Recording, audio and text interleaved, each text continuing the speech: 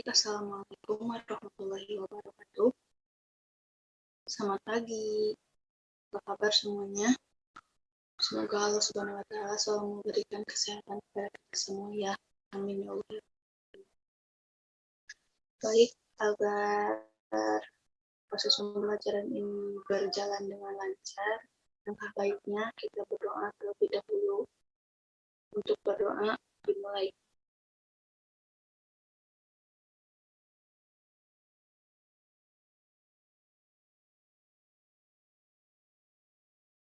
Selesai.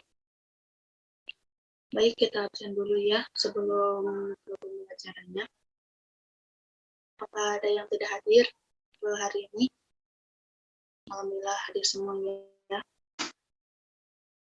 Nah, sebelumnya ada yang tahu hari ini kita akan membahas materi tentang apa? Materi mengenai apa? Jadi pada hari ini kita akan membahas materi mengenai sumber energi. Apakah kalian ada yang pernah mendengar istilah dari sumber energi? Nah, tanpa kita sadari dalam kehidupan sehari-hari ini kita itu membutuhkan energi. Untuk kita bergerak saja, kita itu membutuhkan energi. Nah, dari mana energi tersebut didapat? Energi itu didapat pada saat kita makan. Jadi si makan itu diolah, ada proses pembakarannya, jadi terbentuklah energi agar kita bisa bergerak, bernapas, berbicara, mengedipkan mata, berlari, dan lain sebagainya. Jadi apa sih itu energi? Nah, energi itu adalah suatu kemampuan untuk melakukan kerja atau kegiatan. Jadi tanpa energi kita itu kan nggak mungkin bisa menggerakkan tangan gitu. Kalau bayangin aja kalau kita nggak makan, pasti kan tubuh kita itu rasanya lelah gitu kan. Tapi ketika kita makan, pasti kita itu merasa punya energi lagi gitu kan. Nah, seperti sama halnya dengan kendaraan. Kendaraan juga kan butuh energi yang bersumber dari bahan bakar. Nah, bahan bakar ini juga bisa disebut sumber daya energi. Nah, jadi sumber daya energi adalah sumber daya yang dapat diolah oleh manusia sehingga dapat digunakan bagi pemenuhan kebutuhan energi. Jadi bahan bakar itu bisa membuat kendaraan itu bisa bergerak gitu, melaju. Jadi kalau bayangin aja kalau kendaraan diisi bahan bakar kan pasti gak akan bergerak gitu. Jadi kendaraan juga butuh energi untuk bergerak yang berasal dari bahan bakar itu. Nah, menurut Undang-Undang Republik Indonesia Nomor 30 Tahun 2007, sumber energi adalah yang dapat menghasilkan energi baik secara langsung maupun melalui proses konversi atau diubah terlebih dahulu. Nah, sedangkan sumber daya energi adalah sumber daya alam yang dapat dimanfaatkan baik sebagai sumber energi maupun sebagai energi. Lanjut ya. Yang selanjutnya, jenis-jenis energi yang berdasarkan asalnya terbagi menjadi dua. Ada energi primer dan energi sekunder. Nah, energi primer itu adalah energi yang ditemukan secara langsung di alam. Contohnya ada minyak bumi, batu bara, air, angin, dan nuklir. Jadi sumber energi itu yang alami gitu, yang ada di alam langsung gitu. Sedangkan energi primer yaitu energi yang harus diproses dulu dari sumber energi agar bisa menjadi energi. Nah, contohnya listrik yang bisa dihasilkan dari minyak bumi, batu bara, dan juga gas yang bisa dihasilkan dari gas bumi. Jadi intinya gini, kalau energi primer adalah energi yang emang sudah ada di alam tanpa kita harus olah terlebih dahulu agar bisa menjadi energi. Nah, sedangkan energi sekunder itu adalah energi yang harus diproses dulu gitu dari sumber energi primer agar bisa menjadi energi. Seperti tadi contohnya listrik gitu. Bisa dipahami ya. Nah, selanjutnya jenis sumber energi yang berdasarkan keberadaan di alam. Ada dua juga. Yang pertama ada sumber energi terbarukan dan sumber energi tak terbarukan. Nah, kalau sumber energi terbarukan adalah sumber energi yang tersedia terus-menerus dalam waktu yang lama dengan siklus yang alami. Jadi yang emang udah ada di alam. Contohnya tanah, air, udara, sinar matahari. Nah, contohnya kan tadi matahari. kita juga tahu ya, matahari itu sangat bermanfaat bagi kehidupan makhluk hidup yang ada di bumi. Contohnya untuk pembentukan tulang kita, terus untuk jemur baju. Jadi yang tadinya bajunya basah menjadi kering ketika kita jemur. Terus buat tumbuhan juga kan butuh sinar matahari untuk fotosintesis gitu. Nah, selanjutnya ada angin. Nah, angin juga bisa dimanfaatkan menjadi sumber energi, di mana kita membuat kincir angin, di mana kincir angin tersebut bisa menangkap angin yang nantinya diubah menjadi energi kinetik dan energi listrik.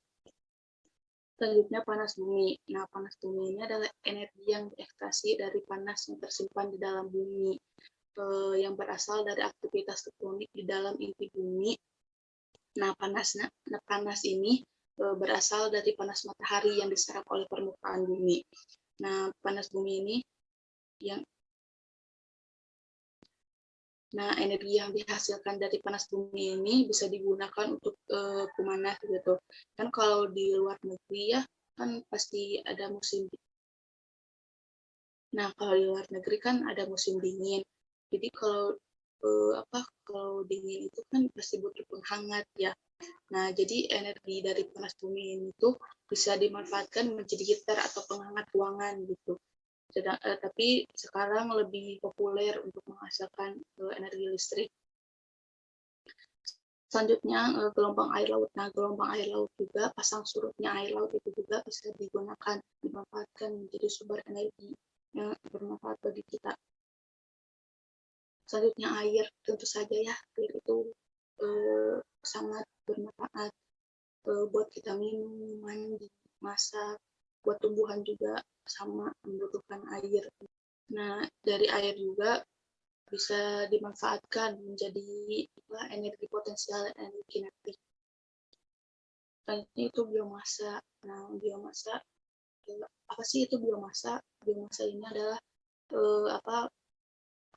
jenis energi terbarukan yang mengacu pada bahan biologis yang berasal dari organisme makhluk hidup atau yang belum lama mati. Nah, sumber biomasa antara lain dari bahan bakar kayu, limbah, alkohol. Nah, biomasa juga bisa dikonversi atau diubah menjadi ke bentuk lain seperti gas metana, biogas, etanol, dan biodiesel. Nah, selanjutnya itu yang tadi sumber energi terbarukan. Nah, apa sih energi terbarukan? Nah, sumber energi terbarukan ini adalah sumber energi yang terbatas gitu. Jadi kalau kita terus-menerus memakai sumber energi ini, maka sumber energi itu akan habis gitu. Beda dengan yang sumber energi yang tadi, sumber energi terbarukan. Jadi kalau sumber energi terbarukan itu akan habis gitu. Sedangkan sumber energi terbarukan itu akan habis kalau kita terus pakai. Contohnya ada minyak bumi. Nah, minyak bumi ini terdiri dari campuran kompleks dari berbagai hidrokarbon, sebagian besar dari seri alkana, tetapi bervariasi dalam penampilan komposisi dan kemurniannya. Nah, minyak bumi ini adalah cairan kental yang berwarna coklat gelap atau kehijauan yang mudah terbakar yang berada di lapisan atas dari inti bumi, dari kerak bumi. Nah, selanjutnya ada batu bara. Batu bara juga sama ya, kalau kita terus-menerus memakainya pasti akan habis gitu. Nah, batu bara ini adalah sisa dari fosil yang terbentuk sekitar 370 juta tahun yang lalu.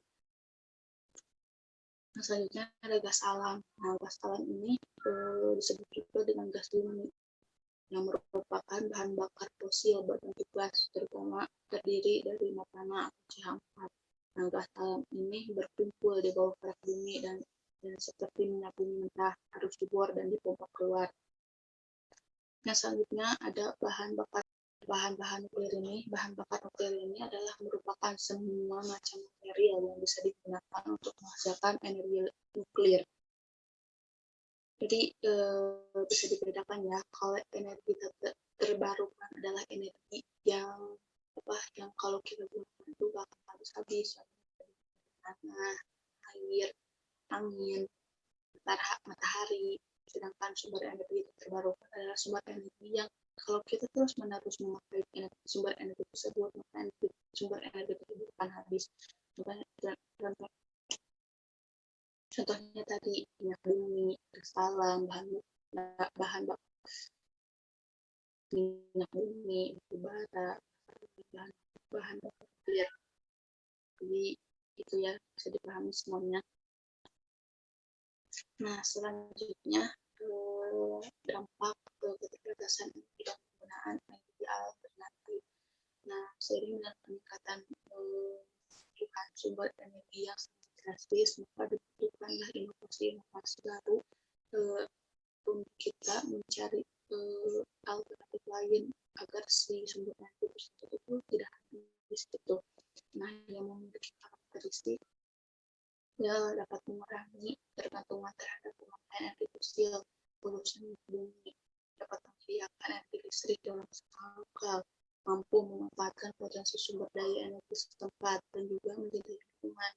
Jangan sampai kita mempunyai inovasi baru, alternatif lain untuk untuk sumber energi tersebut, tapi kita itu malah merusak lingkungan, menciptakan. Nah, jangan sampai kita itu malah merusak lingkungan, mencemari lingkungan tersebut dengan limbah-limbah dari sumber energi tersebut.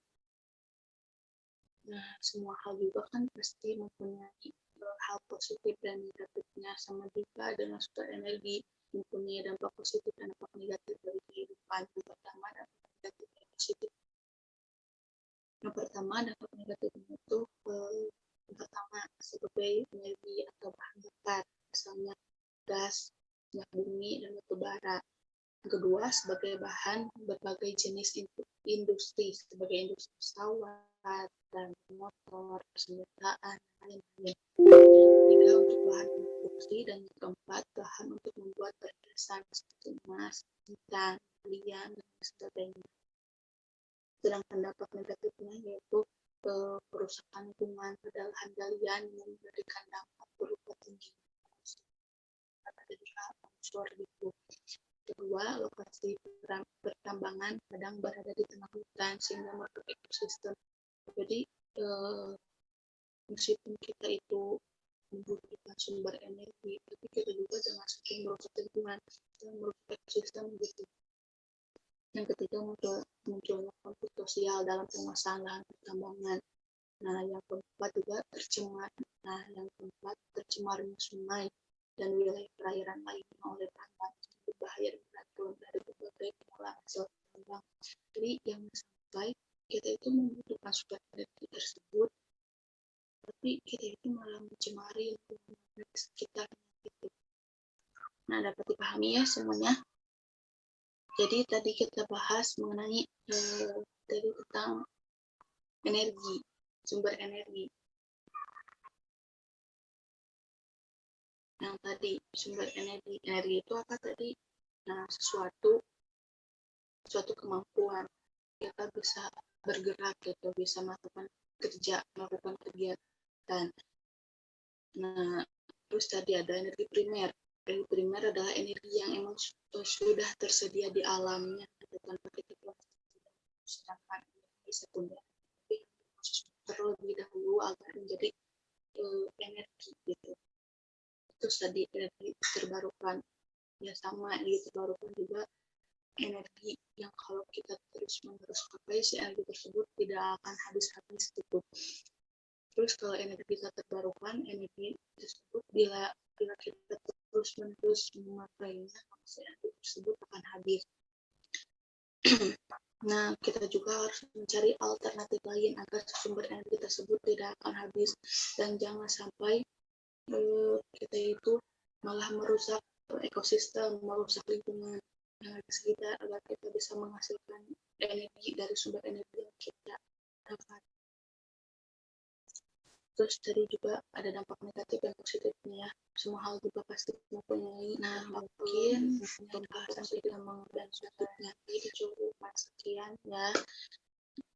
Semoga kalian dapat memahami pembelajaran hari ini mengenai sumber energi. Nah, untuk penugasan saya telah memberikan soal, nanti bisa lihat di grup WA, nanti kalian kerjakan. Jadi nanti dikumpulkan jam kerja ke WA saya. Baik, mungkin itu aja ya yang bisa saya sampaikan. Kita bertemu lagi di pertemuan selanjutnya. Akhirul kalam, wassalamualaikum.